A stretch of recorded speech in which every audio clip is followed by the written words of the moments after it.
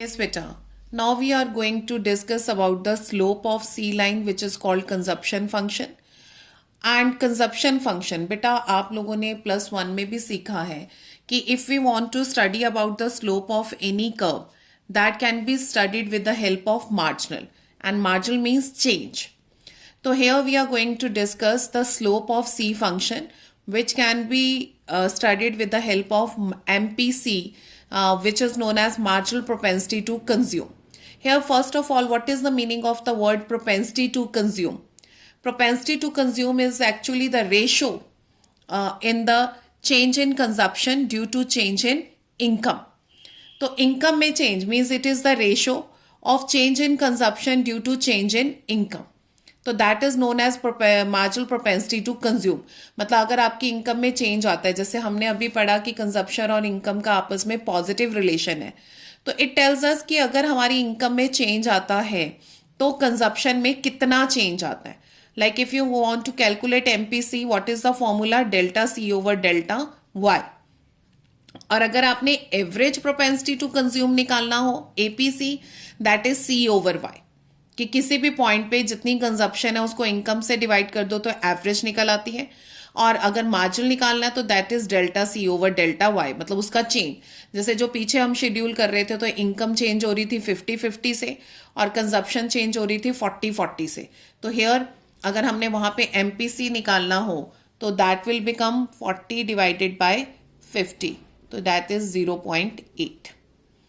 Is it clear? And किसी भी curve का जो स्लोप होता है वो एमपीसी से देखा जाता है, एपीसी से नहीं, because there is a difference between MPC and APC. Average propensity to consume is just the ratio. Now एक और चीज जो आप लोगों ने यहां पे लर्न करनी है, that is MPC plus MPS is equal to 1 कभी भी. And what MPS stands for marginal propensity to save.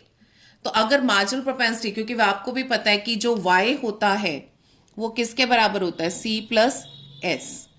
Is it clear? तो डेल्टा y जो होगा वो किसके बराबर होगा? Delta c plus delta S. तो उसी से ये है कि एमपीसी प्लस एमपीएस इसका ग्रैंड टोटल 1 होता है. एपीसी प्लस एपीएस इसका जो ग्रैंड टोटल होता है वो हमेशा 1 होता है. मतलब आपका आंसर जो है वो मैक्सिमम 1 या लेस देन 1 आएगा, ठीक है, नॉट मोर देन 1. तो जैसे हम इस चीज को प्रूव भी कर सकते हैं कि APC plus APS is equal to 1. कैसे? एपीसी किसके बराबर है? C by Y. And APS का फॉर्मूला क्या है? S by Y. तो what it will become? C plus S over income. And C plus S किसके बराबर होता है? इनकम के. तो Y over Y is equal to 1. तो इसका ग्रैंड टोटल क्या आएगा? 1. Similarly MPC plus MPS is equal to 1. What is the formula for MPC? Delta C over delta Y. MPS delta S over delta Y. तो obviously while taking LCM delta Y over delta C plus delta X. तो मैंने यहाँ पे आपको already बताया है कि delta Y किसके बराबर होता है? Delta C plus delta S. तो we are replacing the values. तो what we are going to get the answer is equal to 1. And we can even say 1 minus MPC is equal to MPS and 1 minus MPS is equal to MPC. Similarly, 1 minus APC is equal to APS and 1 minus APS is equal to APC. जैसे ये चीज आपको exam में prove करनी भी आ जाएगी. और like इस चैप्टर में से न्यूमेरिकल है तो तुम्हें पता होना चाहिए कि एमपीसी का फॉर्मूला क्या है.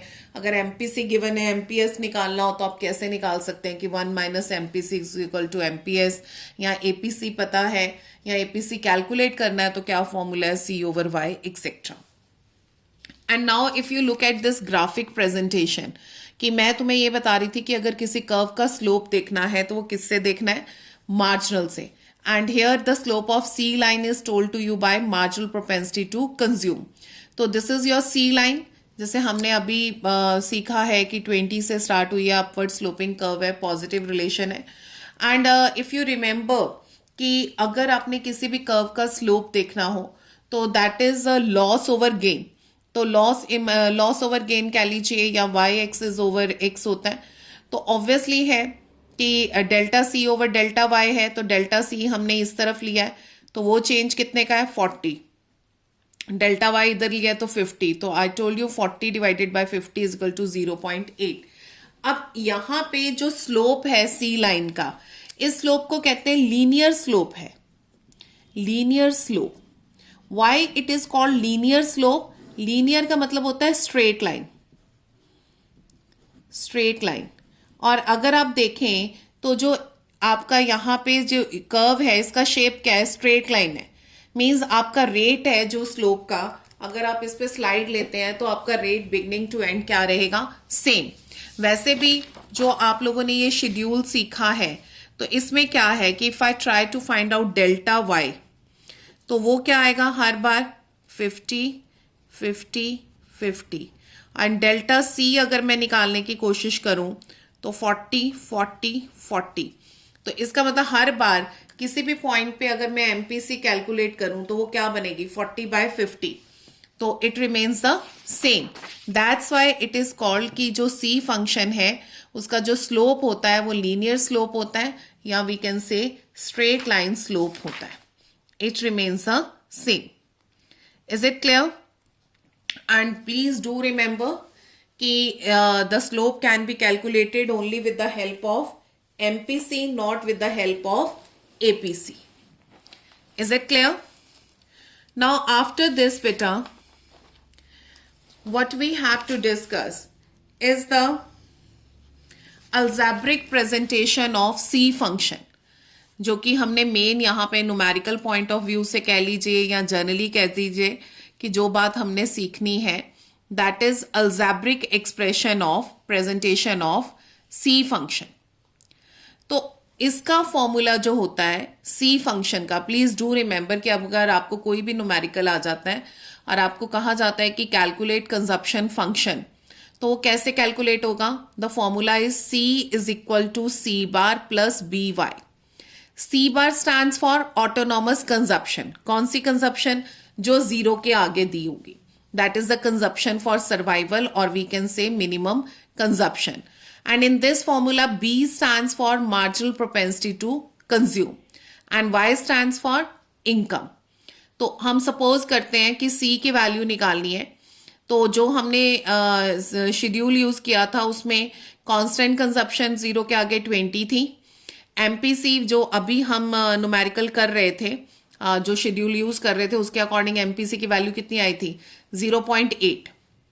वाई?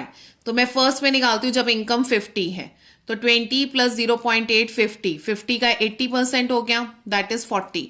तो 20 प्लस 40 इज 60. तो आप देखिए अपने शेड्यूल में कि जहां पे इनकम जो है अकॉर्डिंग टू योर शेड्यूल, कि जहां पे इनकम जो है 50 है तो उसके सामने आपकी कंजप्शन कितनी है? 60. तो इस न्यूमेरिकल के अकॉर्डिंग वही वैल्यू आई है. Is it clear? तो whenever you want to calculate C, you have to put the formula C bar plus B Y. C bar मतलब जीरो के सामने जितनी भी कंजप्शन दी है वो ऑटोनॉमस कंजप्शन है. B stands for MPC and Y तो you all understand. Is it clear? And you can get the numericals out of it. Then we will talk about the saving function now. अब saving function अगर calculate करना है तो you all know कि y is equal to c plus s. तो s की value क्या होगी? y minus c is equal to s. तो यहां पे बेटा जब मैं सेविंग फंक्शन करा रही हूं, साथ ही मैं तुम्हें डेरिवेटिव समझा रही हूं कि deriving the s function from c function. तो मतलब दो टॉपिक्स हम कंबाइन ही स्टडी करेंगे. तो again I am taking the same schedule. y 0 50 100 150, consumption 20 60 100 140, and saving क्या हो गई? y minus c is equal to s. तो that is -20 -10 0 and 10. That what we are getting. And if I have to define what is saving function, so the functional relationship between saving and income is called saving function. And as we know that consumption and income has a positive relation, same is the relation with income and saving. कि जैसे जैसे आपकी income increase हो रही है वैसे वैसे आपकी सेविंग भी क्या हो रही है? इंक्रीज हो रही है. तो सेविंग और इनकम का भी आपस में क्या रिलेशन है? पॉजिटिव रिलेशन है. Saving increases as income increases and saving remain lower than income. It is never greater than income. जैसे इनिशियल स्टेजेस में आपने सीखा था कि consumption can be greater than income, लेकिन सेविंग जो है अगर आप पूरा शेड्यूल देखें तो saving can never be greater than income. ये तो है ही नहीं कि आपकी इनकम है नहीं तो आप सेव क्या करोगे, लोगों के पैसे थोड़ी ना अपने पास सेव कर लोगे। Is it clear? So it can never be greater than income because saving is only a part of income. और अगर हमें इसको डायग्रामेटिकली प्रेजेंट करना है बेटा, तो this is your X axis, मैंने नेगेटिव से स्टार्ट किया है, तो जितना मीन्स दिस इज -20 एक्चुअली, मतलब अकॉर्डिंग टू योर शेड्यूल, ठीक है। और यहाँ पे 100 पे y is equal to c है, तो सेविंग 0 है, तो यहाँ पे 0 से क्रॉस कर रही है, तो यहाँ पे सेविंग जो है पॉजिटिव है। यहाँ पे इस पॉइंट पे, पॉइंट ई पे saving is equal to 0 and before that saving is negative initial stages में, क्योंकि जब तक जो है कंजप्शन ग्रेटर देन इनकम रहेगा सेविंग नेगेटिव रहेगी, and when consumption become equal to income saving 0 हो जाएगी, and when consumption become less than income saving क्या हो जाएगी, positive. Is it clear? And if we have to study the slope of S line, अब obviously मैंने क्या कहा है कि किसी भी कर्व का स्लोप कौन बताता है, मार्जिनल। तो here the slope of S line is taught to you by the marginal propensity to save, and marginal propensity to save क्या है, that is what is the change in your saving with the change in your income, कि जितनी additional saving होगी because change in income. तो इसका formula क्या है MPS का, delta S over delta Y. Is it clear? और average propensity to save का formula S over Y, that is a simple ratio of your saving as compare to your income, but MPS is the change in your saving due to change in your income. और इसको अगर हमें algebraically present करना हो तो हम कैसे करेंगे बेटा? तो बेटा it is S is equal to minus C bar plus 1 minus B Y. अब ऐसा क्यों है कि जितना, जैसे आपका सी फंक्शन क्या था, सी बार प्लस बी वाई, तो ये इसी से डिराइव होता है कि जितनी कांस्टेंट कंजप्शन होगी उतनी ही कांस्टेंट नेगेटिव सेविंग होगी। तो आपका ये शेड्यूल क्या कहता है, कांस्टेंट कंजप्शन 20 थी, 0 के सामने ऑटोनॉमस कंजप्शन 20 थी, तो उतनी सेविंग क्या थी, नेगेटिव। तो that what it is written, minus का साइन लग जाएगा, प्लस अब यहां पे मैंने आपको सिखाया था B stands for MPC। Is it clear? तो फिर मैंने आपको क्या सिखाया था कि MPC plus MPS is equal to 1, तो 1 minus MPC is equal to MPS। तो दैट्स वाई 1 माइनस B मतलब 1 minus MPC। Is it clear? And by तो इनकम यू ऑल नो। तो यहां पे इफ कंजप्शन 20 थी, हमने लिया MPC की वैल्यू 0.8 y लिया था, तो S की वैल्यू क्या हो जाएगी, -20, और 1 माइनस बी मतलब 1 माइनस 0.8 y, तो -20 प्लस 0.2 y। तो जो आपने 50 पे निकाली थी इंप्लाइज मतलब -20 प्लस 0.2, हमने इनकम 50 ली थी, ठीक है। तो 20% ऑफ 50, इज इट क्लियर? तो 20% ऑफ 50 कितना बनेगा, बोलिए, -20 प्लस 20, तो that is 20% of 50,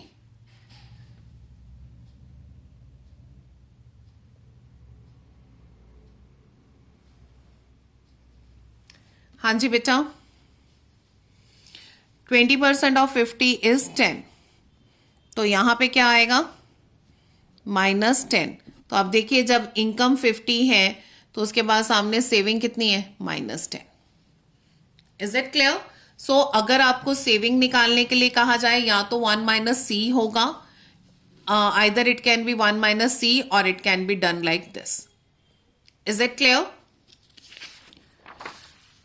now after this बेटा, एज आई टोल्ड यू कि मैं तुम्हें डेरिवेटिव करा रही हूं, सी में से एस फंक्शन डिराइव करना, तो उसके लिए मैंने ये डायग्राम बनाया है। It is also given on the page number 192 of your book, कि जब हम डेरिवेटिव करते हैं तो here I have taken consumption and here I have taken saving, and this is the curve which is showing your income or we can say GDP. तो यहाँ पे जब हम डेरिवेटिव करते हैं तो बेटा ऑब्वियसली है कि आप डेरिवेशन जब आपको करना होगा पहले तो आपको सेविंग और कंजप्शन फंक्शन को डिफाइन करना होगा. Is it clear? And when you are going to write the schedule तो it should be written like this, Y ये इनकम इतनी, कंजप्शन इतनी, and Y minus C is equal to S इतना. This is called derivative कि derive किया है. Is it clear? And then you have to write down the C line function और उसी का माइनस करके मैंने ये आपको कैलकुलेट करके दिखाया तो similarly you have to show it. And then I have derive की सी की वैल्यू डिराइव की और उसी को माइनस करके एस की. तो this all you have to do for the derivation. And then I have drawn both the diagrams together to show the derivative. तो derivative क्या था कि initial stages में this is your income line which is proportionate line 45 degree. Consumption started from 20 and upward sloping line. Here C is greater than income and here C is equal to income and here C is less than income. लेकिन positively sloped है, upward sloping है. और आपको पता है कि जब consumption और इनकम बराबर होते हैं तो at that time saving is zero. तो यहाँ पे देखिए ये एक्स लाइन को टच करते हुए निकल रही है तो दैट शोज कि it is zero. This is x curve ना, तो वाई, तो दिस इज जीरो. ठीक है, जितना यहाँ पे कांस्टेंट कंजप्शन ऑटोनॉमस कंजप्शन है उतनी ही ऑटोनॉमस नेगेटिव क्या होगी, सेविंग. तो that's why it is started from -20.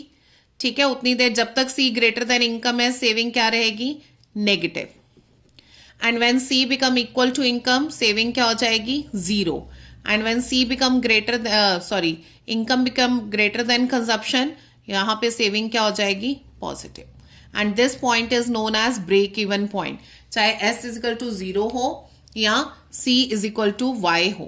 तो this point is known as break even point. Is it clear what I am saying? और बेटा अगर आपके एग्जाम में ये उलट आ जाता है कि derive, they say derive C function from S function, अगर मान लो ऐसे आ जाता है, ठीक है, तो आप सारा क्वेश्चन उल्टा कर देंगे. पहले आप सेविंग फंक्शन की डेफिनेशन लिखेंगे फिर सी फंक्शन की. मैंने आपको शेड्यूल में सिखाया y minus C is equal to S, आप करेंगे y minus S is equal to C, और ये डायग्राम आप उलट बना देंगे. अदरवाइज आपकी बुक के एबिलिटी जोन में ये डायग्राम उल्टा बना के भी दिखाया हुआ है, वहां पे एस फंक्शन ऊपर चला जाएगा और सी फंक्शन नीचे आ जाएगा. मतलब कैलकुलेशन कंसेप्ट सारा सेम रहेगा, सिर्फ आप सारा क्वेश्चन उल्टा करना स्टार्ट कर दोगे. Is it clear what I am saying? And after this, beta, in your chapter number 7, means try to read it thoroughly. After this, few numericals are given for the practice, and they have given you the relationship between propensity to consume and propensity to save. And already I told you what is the meaning of propensity to consume. Refers to ratio between consumption and income, and it has two parts, APC and MPC. And that we all have discussed कि APC plus APS is equal to 1, MPC plus MPS is equal to 1. That already I have explained to you. There are few questions given in the HOTS, like your first question which is given in the HOTS. What is that? कि if personal disposable income is 1000 crore, बेटा personal disposable income लिखा हो, national income लिखा हो, कुछ भी इन chapters में जहां पे इनकम वर्ड आ गया दैट स्टैंड्स फॉर वाई. तो पर्सनल डिस्पोजेबल इनकम मतलब खर्च करने के लिए इनकम 1000 है एंड कंजप्शन एक्सपेंडिचर 750 है, तो एपीएस निकालिए. तो एपीएस का फॉर्मूला है एस ओवर वाई. तो इस क्वेश्चन में वाई बताया हुआ है, सी बताया हुआ है, तो you all know Y minus C is equal to S. S की वैल्यू आ गई 250 एंड एपीएस की फॉर्मूला है एस ओवर वाई, तो इट इज 0.25. फिर आपसे पूछा can APS ever be negative, तो यस, तो इट कैन बी नेगेटिव. ठीक है, तो कब, जब आपकी एस की वैल्यू नेगेटिव होगी तो ऑब्वियसली जब आप उसकी एवरेज निकालेंगे वो भी क्या आएगी, negative. Clear? Then you have been provided APC and MPC are two parameters, the value of which parameter can be greater than 1 and when. तो आपको पता है कि when the value of APC can be greater than 1, average propensity to consume greater than 1 आ सकती है. कब आ सकती है? कि इनिशियल स्टेजेस में जब कंजप्शन ग्रेटर देन इनकम है, तो जब कंजप्शन ग्रेटर देन इनकम है तो उस केस में ऑब्वियसली है कि आपका डिनोमिनेटर बड़ा हो जाएगा, डिनोमिनेटर छोटा, तो आपकी वैल्यू ग्रेटर देन 1 आएगी. लेकिन मैंने आपको क्या सिखाया कि APC plus APS is equal to 1, तो ऑब्वियसली अगर एपीसी की वैल्यू ग्रेटर देन 1 आएगी तो एपीएस क्या आएगा, नेगेटिव. तो दोनों का ग्रैंड जो टोटल होगा वो 1 आएगा. But MPC cannot be greater than 1. क्यों? क्योंकि MPC is the ratio between additional consumption and additional income, और एडिशनल कंजप्शन जो होती है एडिशनल इनकम का एक पार्ट होती है, तो इसलिए वो ग्रेटर देन 1 नहीं हो सकती. Is that clear? Then they ask you can MPS and MPC ever be negative? तो we will say no, neither MPC nor MPS will be negative. क्योंकि बेटा यहां पे क्या है कि MPS is the ratio between additional saving and additional income, MPC is the ratio between additional consumption and additional income. And what they say कि this ratio refers to slope of S function and delta C over delta Y, that is MPC, is referred to slope of C function. और आपने क्या सीखा है कि जो slope है चाहे वो S फंक्शन का है या C फंक्शन का, दोनों का स्लोप क्या है, पॉजिटिव. इसलिए ये कभी भी नेगेटिव नहीं हो सकते. Is it clear? तो ये बातें आपको पता होनी चाहिए बेटा. इसके अलावा आपको ये पता होना चाहिए कि जैसे हम यहां पे बात कर रहे थे कि एमपीसी एंड एमपीएस की इनका जो वैल्यूज आती हैं कि ये क्या रहती है, एमपीसी की वैल्यू या एमपीसी एस की वैल्यू क्या होती है, कांस्टेंट. क्योंकि स्लोप क्या है, लीनियर है, and these values remains constant. Is it clear?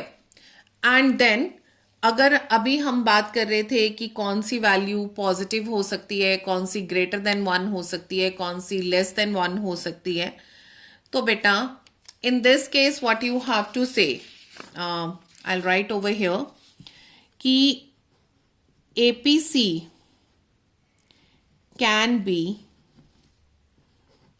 greater than 1,